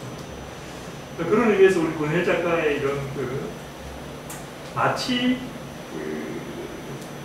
모던이면서도 모던이지 않은 양옥집 또 사실 이게 서울로 가면은 이를테면 지금 다 개발이 돼서 미아리나 제가 살던 저쪽에 도남동 이쪽도 이제는 거의 개발이 됐어요. 이런 게 거의 없을 것 같아요. 제가 대학교 때는 이렇게 있었었는데 그때 벌써 한참 전이니까 그렇게 보면은 저는 어쨌든 부산에서 지금 생활하고 계신 고혜일 작가의 시선, 또 고뇌일의 어떤 정말 모던 하우스, 모던 시티 이런 개념이 아닌가. 저도 나름 이렇게 해석을 합니다. 해석을 하고 우리 이상원 교수님께서 역시나 참 현실적인 질문 좋았습니다. 누구든지 자기 얼굴 나오는 거니까 그것들이 좀 2대7 2대8 3대7 이런 부산 분들이 착해요. 이런 거 보면은 그냥 좋은 작품 만드세요. 이런 거 보면 아직까지 부산이 살만한 것 같습니다. 네, 사실 저도 부산에 내려와서 이 골목에 반해가지고 골목 작업을 한 내년 정도 지금도 시간 날 때마다 하고는 있는데 참 저는 우리 고혜일 작가께서 이런 좀 양옥집 이 표현도 굉장히 추억스럽지 않습니까? 요즘 이런 게 양옥집으로 표현합니까? 어떻게 보통 단독주택과 아파트로 구분이 하는데 그 양옥집이라는 표현이 굉장히 참 정감이 가고 또 그 독특한 어떤 고뇌만의 어떤 시선이 아닌가 저는 또 그렇게 생각을 합니다. Q&A가 또 2부가 또 있으니까 또 진도 조금 나가겠습니다. 자, 우리 권 작가께서는 새로운 어떤 프로젝트를 시작하시거나 또 새로운 작업에 이제 임하려 할 때 작업의 아이디어에 대한 영감 같은 것들은 주로 어떻게 얻으시는지 또 어떤 예를 들어서 어떤 이런 식의 어떤 좀 깊은 대화를 나눌 수 있는 사진의 어떤 동지랄까 파트너가 계신지 또 아니면은 자기 나름의 어떤 독특한 좀 무슨 나는 이런데 좀 착안을 한다든가 아이디어를 얻는다든가 이런 부분이 혹시 있으시면 좀 얘기해 주시죠. 네. 예상 질문을 받고 이건 내가 다 할 게 없다 라고 했더니 질문이 없고 지금 어떤 아이디어라든지 새로운 작업이라든지 사실 그런 분이 계신가 모르겠습니다. 그런 작가분들이 계신가? 예를 들어 산사진을 찍으면 지리산 찍고 어디 찍고 이렇게 추진이 이렇게 나가시는 분이 계실지 모르겠지만 일반적으로 이런 작업을 할 때 아이디어를 어디서 얻지? 하고 있었는데 저는 사실 얻는 게 없거든요. 그냥 우리가 말 그대로 누구는 사진을 가슴으로 찍은 사람이 있을 수도 있고 저는 일반적으로 어느 분은 야 너는 사진 대가리를 찍잖아 이러면서 머리를 굴려가지고 정교하게 어떻게 찍지? 이런 정주고 이렇게 그런 식으로 작업을 한다고 하시긴 하는데 일단 아이디어적인 부분에 있어서는 특별하게 이거 그런 적 없었던 것 같아요. 다 말 그대로 다 얻어버린 겁니다. 생각은 갖고 있지만 이걸 어떻게 뭘까 하다가 또 찍다가 거기서 또 한 사진 한 장에서 아이디어가 생성되어서 거기서 이렇게 커지게 되고 또 다음 작업을 할 때도 한참 동안 공백기가 있다가 어느 순간 거기서 사진 한 장이 나오게 되고 그 사진에서 또 확장을 하게 되고 확장했을 때 또 어떻게 찍고 어떻게 결과물을 만들어낼지 또 작업을 하다가 또 다른 것들이 나오고 이런 식이지 그래! 하면서 이렇게 유레카 같은 그런 경험은 별로 없었던 것 같아요. 아마 대부분의 많은 작가분들은 저랑 비슷하지 않을까 생각이 듭니다. 대부분 작가분들이 이제 사실은 우리 권 작가처럼 좀 일찍 자신의 주제와 방향성을 정해서 이제 찾아가시는 분들도 있고 또 많은 작가분들은 한 번씩 피사체를 잃어먹습니다. 참 슬픈 순간이 와요. 뭘 찍을지 모르겠다라는 고민을 해야 되는 시기가 옵니다. 사실 대담을 진행하는 제 입장에서도 사실은 어느 순간 한 2년 정도를 제가 고민을 했던 적이 있어요. 사실은. 정말 뭐를 찍어야 될지 이 엄청난 시간들 이제 정말 새로운 주제를 찾기 위해서였는데 책이라는 책에서도 바다가 품은 달빛을 찍은 일본 작가의 작가 몇년 생각이 안 납니다. 책을 보고서 제가 그럼 나도 한국의 바다에 달빛을 좀 잡아볼까? 이런 생각을 가지고 뭐 정말 달만 뜨면 산에 올라가는 오징어배 때문에 결국 실패했습니다. 모든 시선에 우리 한국의 바다는 오징어배가 달립니다. 굉장히 좀 아팠던 기억도 있고, 사실은 사진가들이 피사체를 잃어버릴 순간이 오면 웁니다. 정말 눈물 흘립니다. 고통스럽습니다. 다음 작업을 뭘로 이어가야 될지 이런 부분들, 그래서 그런 부분에서 좀 여쭙기도 했고, 우리 아까 잠시 그런 얘기를 했지 않습니까? 사진에는 어린 천재가 없다라는 얘기. 정말 이 다음 작품을 또 고민하고 또 다음 작품을 고민해야 될 때 참 많은 고통의 시간을 찾는다. 이건 아마 아트를 하시는 분들은 뭐 분야할 것 없이 거의 다 그렇지 않을까, 이런 생각이 들고요. 그래서 저는 혹시나 생각해 봤어요. 그래서 좀 아이디어에 영감을 얻는 쪽이, 어떤 분들은 뭐 이렇게 되는 보통 이제 자기 어떤 인문학적 공부를 한다든가 이런 말씀도 있고, 또 어떤 분들은 다른 전시를 꾸준히 다녀서 거기서 뭔가 좀 얻기도 한다. 또 어떤 분들은 사진에 대해서 여러 대담을 나누는, 좀 정기적으로 대담을 나누는 파트너가 있는데 그분과의 대화 속에서 왠지 그분 만나서 얘기하다 보면 나도 좀 뭔가 떠오르는 게 있어 라는, 이 사실 우리가 사진이 현대미술에서 좀 일반인들한테 좀 그림에 비해서 약간 이렇게 좀 뭐랄까요, 그림에 비해서 가치를 인정받지 못하는 것 중에 하나가 기계를 활용한다는 측면이 있지 않습니까? 사실 그림도 기계를 활용합니다. 그 그림에서 가장 주된 거는 카메라죠. 모든 화가들, 거의 대부분의 화가들은 카메라 없이는 그림 작업을 하기가 쉽지가 않습니다. 추상이 아니라면. 그래서 추상이라 해도 카메라에 의한 사진 작업을 앞에 놓고 작업하는 경우가 거의 대부분입니다. 사실은. 그런 의미에서 그림과 사진의 현대예술의 어떤 양축을 같이 이루 가고 있다라고 저는 생각을 하는 사람입니다. 뭐 이런 부분들은 우리가 또 이제 또 다른 어떤 작가의 이야기를 통해서도 충분히 들을 수 있는 부분이 아닐까. 그래서 저는 이제 고혜일 작가의 이 말씀을 들으면서 참 주제 선정이나 이런 부분들, 지난번에 아파트에서 우리 제가 포트폴리오 심사할 때는 보면 아파트가 주로 있었었거든요. 그 지난번 작품들 보면서 상당히 재밌다. 이 주제라면 정말 쭉 끌고 가도 좀 무궁무진할 수도 있겠다. 근데 또 어느 한 순간 또 그 작가께서 앞서 말씀하신 것처럼 정말 피사체를 잃어먹는 순간 또 혹시나 또 오지 않을까, 이런 생각도 한번 같이 해봅니다. 예. 자, 이제 막바지를 향해서 가고 있는데요. 아까 잠시 말씀하셨습니다만 사진의 시작은 대학교 때 흑백사진 연구회라고 말씀하셨고, 혹시 그 전에는 사진의 어떤 길을 좀 생각해 보신 적이 없었는지? 저는 부산의 교대 미술교육과 출신이거든요. 예. 그때 이제 3월달에 99 5학번입니다. 3월달에 학교로 입학하게 되면 입학생들이 신입생들이 대부분 동아리를 이렇게 기웃 하지 않습니까? 그때 이제 사진 동아리가 있다는 걸 보고 바로 가입을 하고, 나 이거 평생 해야지 라고 이제 사진을 시작하게 됐고, 그와 동시에 미술교육과 도자기를 전공했거든요. 도자기를 전공하는 계기도 이제 도자기 했다는 얘기가 가마 작업실에 가마 안에 보면 이렇게 불 떼게 되면 도자기 이렇게 실도에서 아주 밝게 예쁘잖아요. 그거 보고 반해가지고 나 이제 도자기 평생 해야지 하고 두 개를 이제 동시에 시작을 하게 된 거예요.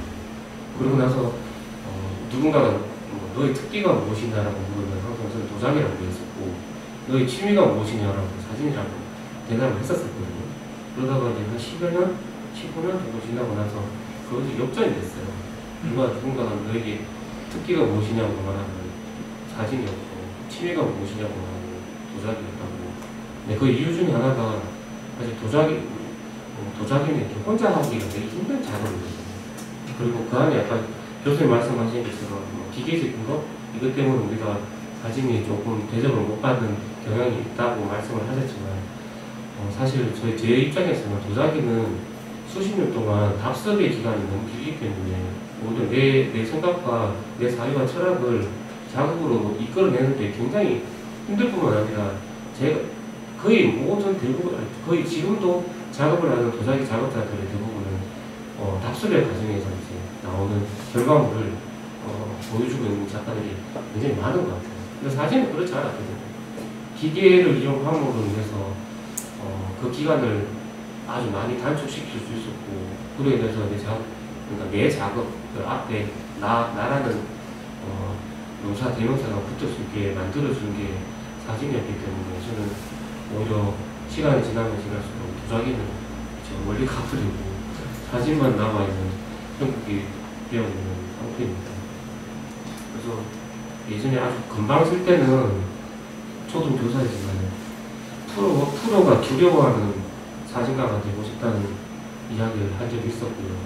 모든 사진이라는 게 그만큼 고독하고 힘들다는 걸 깨달았을 때는 프로가 부러워하는 아마추어가 되고 싶다는 생각을 많이 하게 되었고, 지금도 오늘 누군가는 저보고 이 정도면 프로죠. 그 앞에 초딩 교사를 뿐만 아니라 아마추어라는 그런 이미지도 굉장히 많은데, 제 정체성에 대해서 고민하기 이전에 사진을 고통 속에서, 습관 속에서, 강박 속에서 하고 있지만 끝끝내는 저도 어느 순간에는 즐거움을 찾는 작업자가 되었으면 좋겠다는 생각을 가집니다.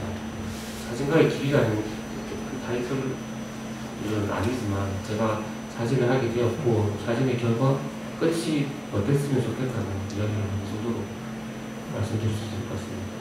네, 사진을 계속할 수 있기를 바라는 거는 이 자리에 있는 모든 분들이 아마 바라고 응원할 걸 겁니다. 네. 꼭 그렇게 해주십시오.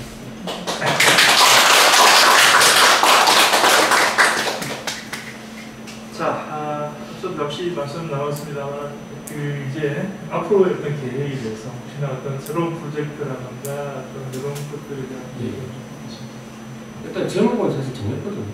제목은 컴플렉스가 아니라 복합적인, 그러니까 주상복합에 관련된 이야기를 모던틱한 컴플렉스를 찾아보려고 하고 있어요. 그래서 몇 장의 이제 테스트를 통해서 만들어 놓았는데, 그것을 어떻게 지금 이 작업과의 차별성을 가지고 만들어갈 수 있을까라고 지금 생각을 하고 있고요. 끝나고 나면 곧바로 주상복합과 관련된 근대적인 구조물에 대해서 조금 더 발전할 수 있는 기간이 도래하지 않을까라고 생각합니다. 이뿐만 아니라 전시 이런 것들에 대해서도 올해 사실 제가 이제 이 작업을 하면서 전시가 제일 많은 한 해였긴 하거든요. 그래서 개인전도 사실 부산에서 한 번, 서울에서 한 번도 이미 다 취소를 한 상태고, 바쁜 와중 속에 작업을 하는 데 있어서 되게 조심해야 되겠구나라는 생각을 되게 많이 하게 된 한 해였던 것 같아요. 작업을 진중하게 함에 있어서 발표도 그만큼 진중해야 되는데 지나치게 좋게 말씀해 주셔서 활발한 활동이라고 말씀하셨지만 말도 되지 않는 공부를 하고 있지 않은가 하는 그런 걱정이 들어서 조금 더 속도를 회전목마처럼 조금을 유지하게 가야 되지 않을까라는 생각을 합니다. 지금 앞에 저기 앉아있는 이제 와이프인데요. 저한테 우리 집에서 사교육이 제가 제일 많이 건데요. 이런 부분에 있어서도 한 가장으로서의 역할을 충실히 하면서도 행복한 사진 작업을 할 수 있는 방향으로 진행을 해야 되겠다라고 생각을 합니다. 네. 계속 응원해 주세요. 우리 현 작가는 지금 사실은 계속 말씀 나누고 있지만 사실은 부산에서 주목받는 신진 작가기도 하고, 일단 최소한 고박 갤러리에서 전시를 했다는 것은 가능성이 있다는 얘기입니다. 예, 사실 앞으로의 계획들이 아마 좀 무궁무진하길 바라고요. 또 사실 지금 말씀 컴플렉스 이후에도 또 어떤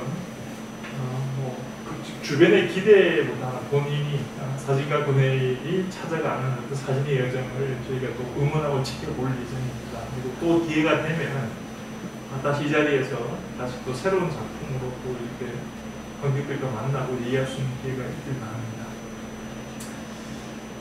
자, 이제 정말 마지막을 향해서 질문을 하고 있습니다. 우리 구박 갤러리는 오늘 이제 이 질문은 뭐냐면 우리 구박 갤러리의 한 말씀을 부탁드립니다라는 얘기인데 사실 구박 갤러리는 다음 달이 이제 1주년이 됩니다. 사실 1주년이 되고 1년 전에 이제 이 작업을 했던 여기를 이제 이 틀을 막 작업했던 생각이 납니다. 사실 이 여름이 되면 저는 이제 그 지난 여름에 땀 뻘뻘 흘리면서 작업했던 그 시간들이 생각이 나는데 사실 그 신진 작가분들을 어떻게 좀 발굴하기 위해서 포트폴리오 심사를 거쳐서 꾸준하게 2주간의 무료 전시 기회를 드리고 있고 이런 식의 대담을 또 활용을 해서 유튜브 작업을 해서 또 이렇게 작가들한테 같이 공유하면서 전시된 작가의 철학 세계를 듣고 사진에 대한 어떤 미래의 어떤 비전 같은 것들 듣고 하는 시간들을 가지고 있습니다. 자, 우리 그 권일 작가께서 같이 이제 우리 동향에 이제 같이 살게 된 건데 구박 갤러리의 한 말씀을 꼭 좋은 얘기 아니어도 됩니다. 제가 외람되게 될 위치는 아닌 것 같고요. 일단은 저는 어느 갤러리나 미술관이나 이런 전시장이 다른 곳과 다른 독특한 매력이 있었으면 좋겠습니다. 그래서 어떤 구박 갤러리만의 어떤 매력, 공간에 대한 매력, 장소에 대한 매력, 기획과 시스템에 대한 어떤 매력, 어느 누구도 어느 작가도 거기서 꼭 한번 해보고 싶다라는 그런 매력을 발산하는 곳이 되었으면 좋겠다는 생각을 합니다. 그것이 어떤 방향인지는 제가 드린 말씀은 전혀 아닌 것 같고 일단은 어느 누구도 너 여기서 한번 할래? 라고 했을 때 절대로 노라고 하지 못하는 매력이 충만한 갤러리가 되었으면 좋겠습니다. 감사합니다. 사실 우리 구박 갤러리가 또 하나 잠시 짱 공포를 잠시 할게요. 7월 28일부터 30일까지 서울 코엑스에서 아트페어가 펼쳐집니다. 구박 갤러리가 설 1년 만에 저희가 이제 구박 갤러리 이름으로 출품합니다. 혹시나 그 기간에 서울에 코엑스에 오실 일이 있으면 들러주시면은 우리 저희 이제 구박 갤러리에 전시하셨던 분들도 있고 안 하셨던 분도 계십니다만 작가분들 작품을 가지고 나와서 이제 아트페어는 판매하는 곳입니다.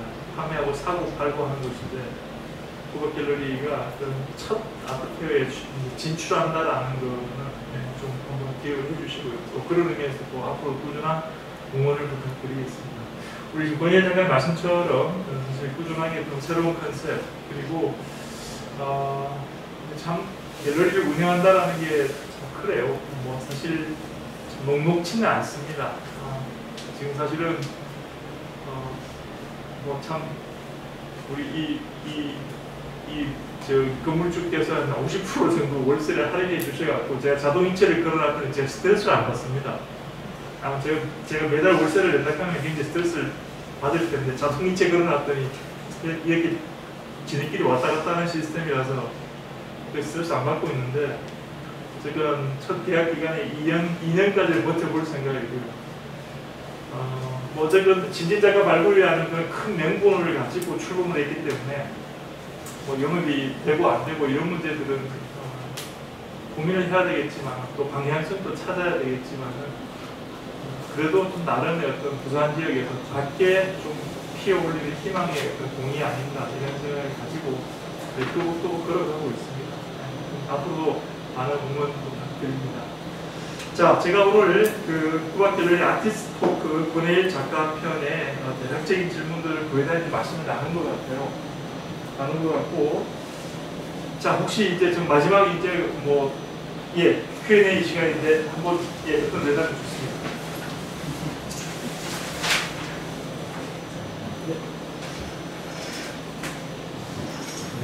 저기 과장님 보내주신 그 플라이어 톡을 받고 제가 그 작품 사진을 작가 리더를 했을 때 관심을 끄는 게 아무래도 대상으로 삼으신 주제 양호집이에요. 저도 어렸을 때 마이크 더 붙여주세요. 저도 어렸을 때 이제 그 1학년 때 중요학교에 단독주택에서 초등학교부터 고등학교 졸업할 때까지 살아서 배웠었기 때문에 그때 관심이 갖고 있는데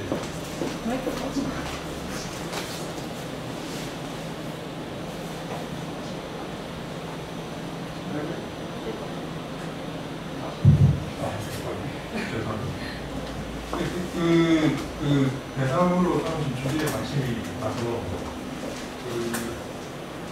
우리 저 딸아이랑 딸아이가 좀 사진에 관심이 많아가지고 그냥 카메라 쥐어주면 돌아다니면서 스트리트 포토그래피를 많이 찍거든요. 근데 이제 특히 부산에는 뒷골목에 이런 형태의 오래된 주택들이 오히려 시선을 많이 끌지 않습니다. 아이도 그것도 똑같이 느끼지 않거든요. 그래서 뒷골목에 있는 이 오래된 주택을 지나갈 때 이제 아이라는 것 사람이 너무 또 움직이고 하면 얘를 가서 한번 찍어보고 했었는데 저도 어렸을 때 그런 주택에 간 경험이 있고 그리고 그 주택이 아까 다른 분이 말씀하셨듯이 내가 살고 난 뒤에 한 15년 이상 빈집으로 있다가 요즘은 어떻게 됐냐면 그 동네가 갑자기 굉장히 전국적으로 힙한 카페 거리가 되어가지고 주택 개조 카페로 바뀌었어요. 그래서 저희 딸아이 그 카페에 가서 이제 커피를 마시면 굉장히 그 옛날에 아빠가 이 방에서 어떤 생활했는지 얘기를 하면서 그런 얘기를 하면서 이제 세월이 이제 많이 지난 것도 느끼고 그렇게 생각해 보면 작가님이 여기 무대에서 밝히셨듯이 이 단독주택이라는 게 그냥 이렇게 주변에서 막 정신없이 속도로 발전해가는 그런 그 스펙타클한 건물들 그런 거가 비장소라면 이거는 굉장히 좀 장소적인 사람의 애착이 들어갈 수밖에 없는 그런 대상입니다. 그래서 저도 그 점이 굉장히 좀 이 전시회에 관심이 가지고 딸아이랑 같이 와서 봤으면 좋겠다 해서 오늘 마시는데 토요일 아티스트 프로그램을 왔는데 제가 궁금한 거는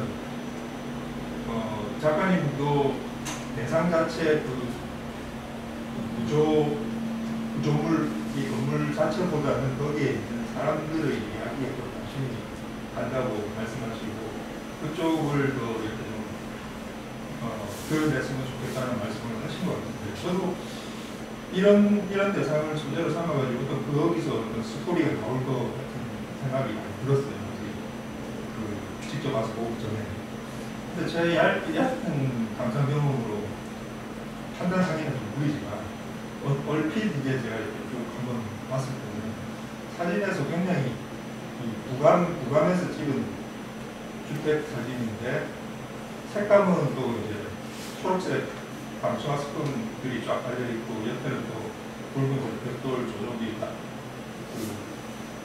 벽체가 있고 그래서 색감 자체가 이제 초록색, 붉은색, 또 회색 이렇게 좀 그 시각적인 즐거움, 부감에서 오는 이 가로세로 이렇게 선이랑 그런 색채들이 이렇게 주는 어떤 그 시각적인 어떤 즐거움, 쾌감적인 그런 요소가 너저다고 그래서 그게 좀 저한테는 그 압도적이라서 거기 살고 있는 사람들의 모습이 어떻게 보면 좀 이렇게 이 건물 자체도 막 주변에서 올라가는 발전돼서 올라가는 그 화려한 건물들 사이에 아랍하우스처럼 이렇게 약간 퇴락해나가는 모습이잖아요. 그냥 30, 40년 거기에 살고 있는 사람들이 뭐 주변에 이런 뭐 올라가는 거에 아랑곳하지 않고 이렇게 빈유자적하게 있는 모습 그거 자체는 이제 저자의 있는 것 같은데 어떻게 보면 이게 어떤 시각적인 그런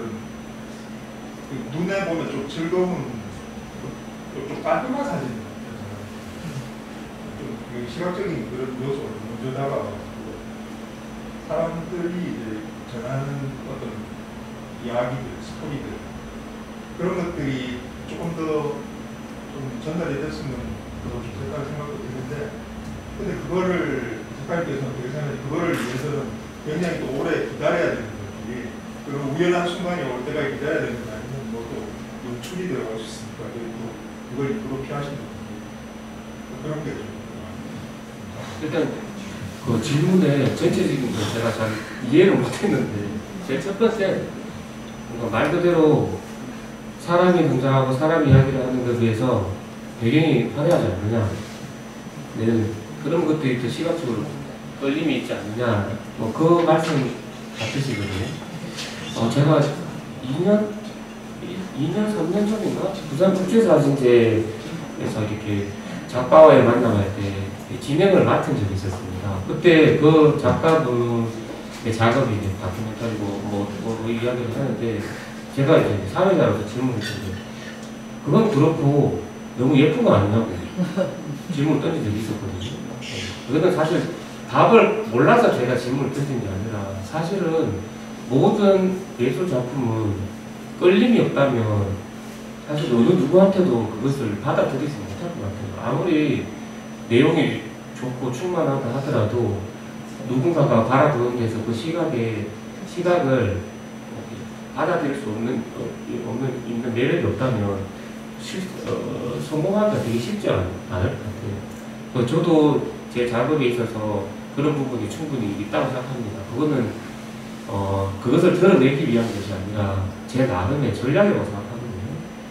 처음에는 녹색에, 회색에, 붉은색에 그런 조형적인 것들이 눈에 들어왔는데 보다 보니까 거기서 꼭 보호색을 입고 있는 사람들이 그때 그제서야 등장하는 게 저에게는 제 전략이 더 잘 맞았다고 생각이 들어요. 방금 말씀하신 것처럼 먼저 그것이 들어왔다.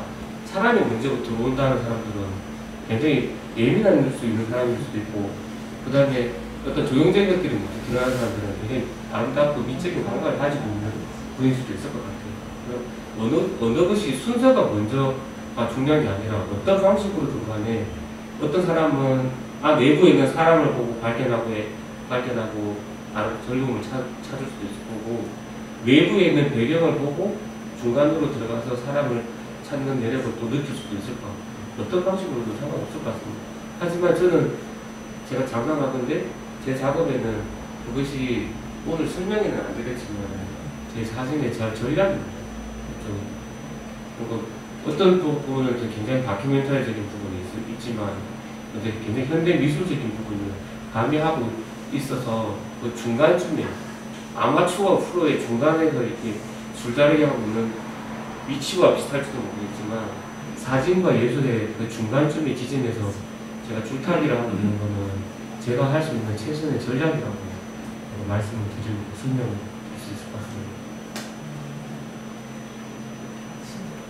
제가 왜 보기에는 아까 작가님께서 그건 뭔지 맞는 것 같아요. 뭐 숨겨놓은 장치랄까? 그렇게 보여주는데 딱 사람을 딱 보는 순간에 우리가 스토리텔링이라고 말씀하시는데, 그런데 사람마다 이제 어느 사람마다 자기가 가진 이미지의 세계나 패턴들이 다르기 때문에 그 가운데서 각자가 또 서로 다른 뭐 이런저런 모양의 스토리를 보는 사람이 또 만들어낼 수 있지 않을까. 뭐 정답이 있는 그런 스토리텔링이 있는 것이 아니고 그것이 또 그 사진이 주는 배우가 아닐까 그런 생각입니다. 결론적으로 시선을 끌 수 있는 어떤 장치는 필요하다고 생각합니다. 예술이라는 것이 어떤 매개체 역할을 많이 하죠. 지금 말씀처럼 작가의 의도와 전혀 다르게 해석될 수도 있습니다. 그럼 그 해석이 틀린 것이냐? 그렇지는 않습니다. 그분 해석자, 그 관람객의 해석이 또 그것이 하나의 그 순간의 예술일 수도 있습니다. 사실 우리가 예술이라는 것이 작가가 의도한 대로만 전달된다라면 좀 재미가 없잖아요, 사실. 뭔가 또 해석의 맛도 있고, 특히 사진 같은 경우, 특히 우리 권혜일 작가 이런 작품 같은 경우는 사실은 지금 두 분 선생님 말씀처럼 해석의 여지가 굉장히 많죠. 특히 우리의 어떤 단 하나의 공통점이 있다면 추억의 어떤 삶의 추억 부분, 삶이라는 부분이고, 작가가 의도하고 하지 않은 것은 사실 우리 오늘 얘기를 통해서 이런 식의 대담을 통해서 우리 나름 이해를 했고, 그렇다 하더라도 내 해석이 꼭 같아야 될 이유는 전혀 없는 겁니다. 그러면 예술이 재미가 없어집니다. 아직 그 스탄다드 신드롬이라고 있지 않습니까? 전 지금 사실 우리 꼬박길래 1주년이 다 돼가는데 아직 그 작품을 보다가 작품의 어떤 영감을 교류하는 순간 이제 혼절하는 그 현상을 스탄다드 신드롬이라고 표현하지 않습니까?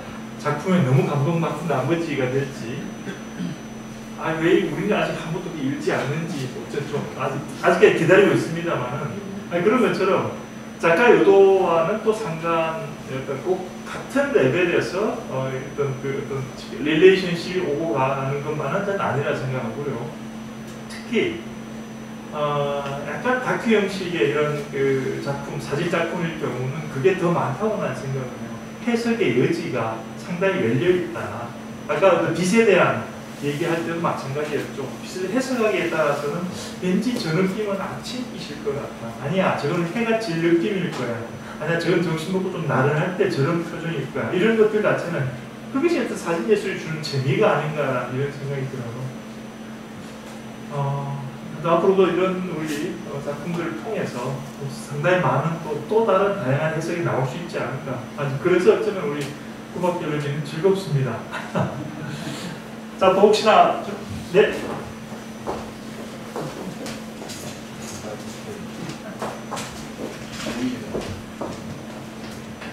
근데 제 개인적으로는 권혜율 작가님 제가 팬이기도 하고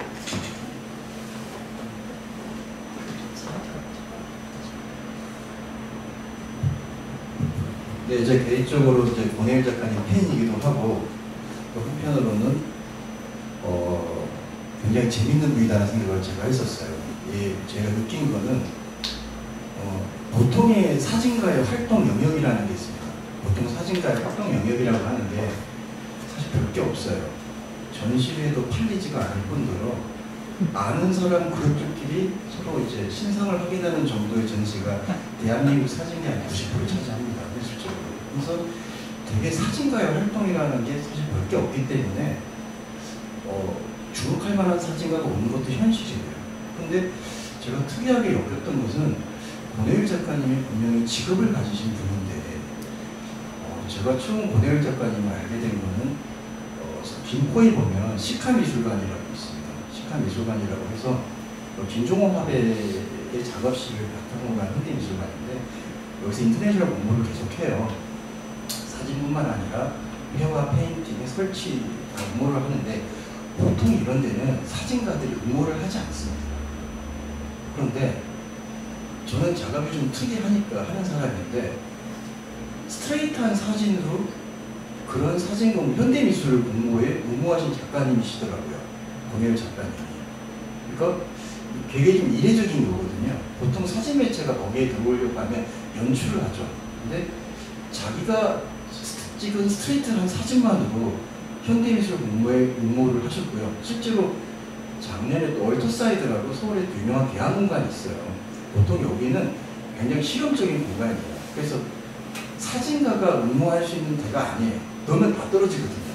왜냐하면 사진이 좋다 나쁘다의 문제가 아니라 현대미술, 즉 컨템포러리 아트 엄격한 기준을 통과를 못하기 때문에 걔네들은 통과를 못하는데 권혜율 작가님이 통과를 하신 거예요. 이 얘기는 사모님 들으라고 하는 얘기입니다. 그래서 그러한 도전을 또 하시더라. 근데 또 한편으로는 작년에 보면 또 세계에서 그나마 가장 또 인기 있는 본의 있는 이제 어워드 중에 하나가 IPA라고 있어요. 인터내셔널 포토그래피 어워즈라고 있는데 보통 우리나라 사진가들이 여기 아마추어 부분에 응모를 많이 해요. 아마추어 부분에 응모를 하고 아마추어를 지우고 이제 붙었다. 굉장히 많이 하죠. 그래서 IPA에서 포토그래피 그 어워드에서 프로페셔널에 지원을 하려고 하면 자기 스스로 자기 연수입 애뉴얼 인컴의 50%가 사진인 사람만 지원하도록 써 있어요. 뭐 단기적 균형은 아니지만. 근데 제 기억에 IPA 작년에 빌딩 시티스케이프 부분에 권혜율 작가 이름이 또 있는 거예요. 그래서 이 사람 왜 이렇게 활동이 다양하지? 싶은 생각이 들었어요. 보통의 사진가라면 이렇게 하지 않거든요.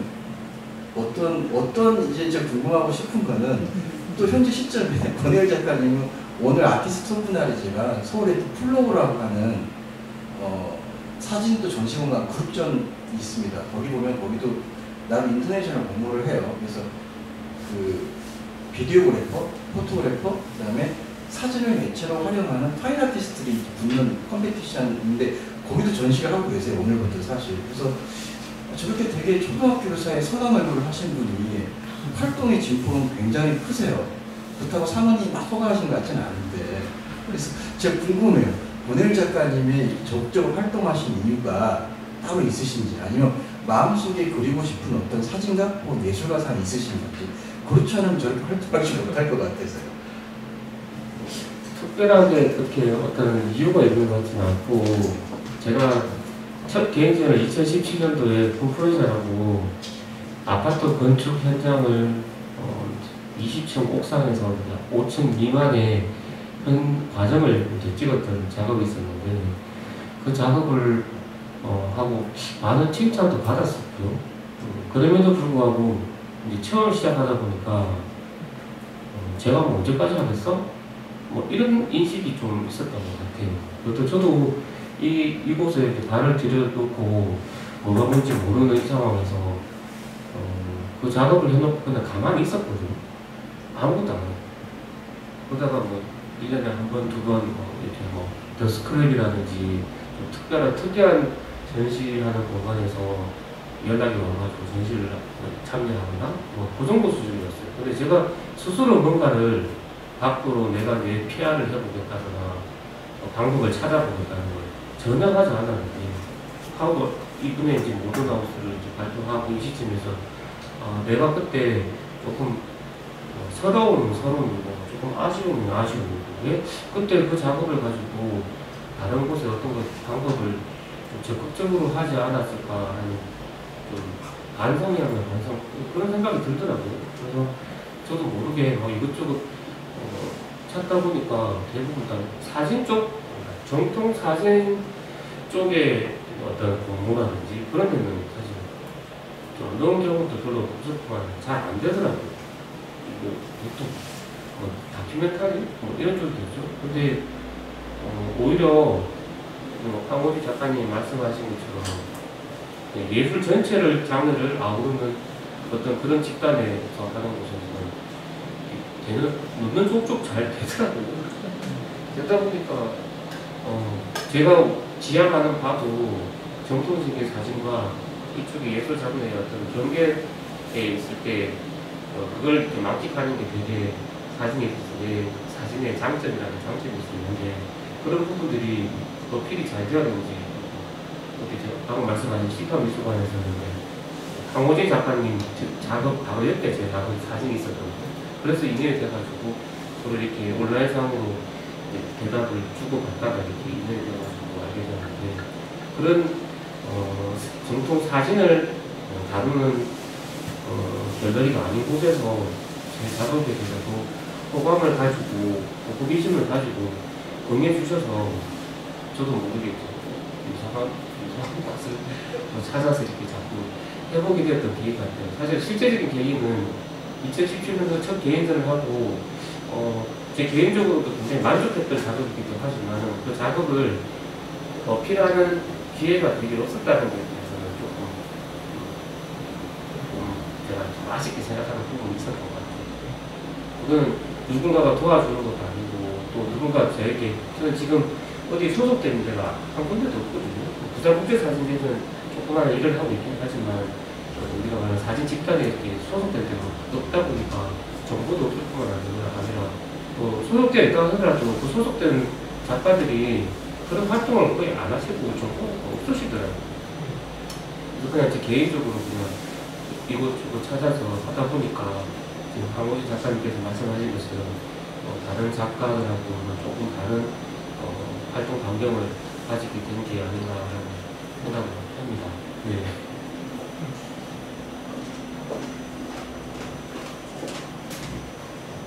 자, 또 혹시 뭐 남윤생 알겠습니까? 예.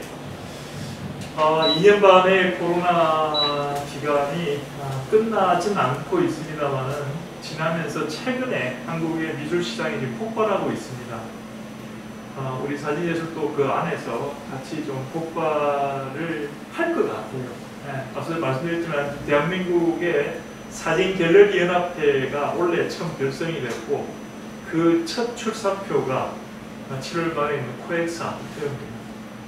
거기에 우리 국악갤러리도 방금 질문했던 황호진 작가와 정봉채 작가, 그리고 지난 5월 달에 저희에서 전시했던 한희준 작가, 그리고 제 작품 몇 점 가지고 출품을 합니다. 사실은 미술시장 전체가 성장을 하면서 저는 앞서 말씀드렸다시피 그림보다 사진이 못할 이유가 없다. 좀 그런 평가를 제대로 받는 어떤 시간들이 앞으로는 펼쳐지지 않을까, 그렇게 기대를 하고, 또 그런 연장선상에서 우리 국악갤러리도 계속 이런 사진, 새로운 작품을 계속 정말 작가를 발굴하고 새로운 작품을 전시하면서 정말 사진가들의 처음 제가 추구했던 사진가들의 놀이터로 자리 잡을 수 있도록 최대한 노력을 하겠습니다. 자, 오늘 7월 우리 모던하우스 권혜일 작가를 모시고 진행했던 아티스트 토크는 이 정도에서 끝마무리 짓겠습니다. 감사합니다. 오케이. 지금 여기 하고 있는 전시가 모던하우스 파트 1이거든요. 9월에 파트 2 전시를 준비를 하고 있습니다. 그때도 많은 관심을 가져주셨으면 좋겠고, 그 다음에 제가 첫 전시하고 소감을 발표 이야기할 때 울어가지고 말을 못했어요.